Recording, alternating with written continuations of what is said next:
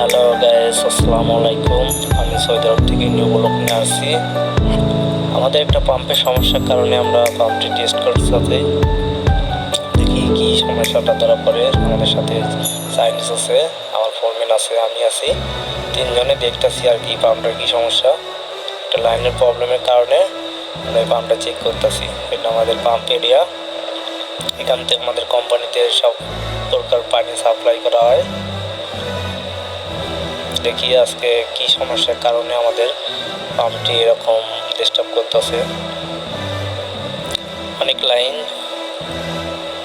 আমার সাথে সবাই থাকবেন, নতুন নতুন ব্লগ পাবেন, নতুন নতুন আমাদের কোম্পানির কি ধরনের কাজ চলে সব ধরনের ব্লগ দেওয়া হবে ইনশাআল্লাহ।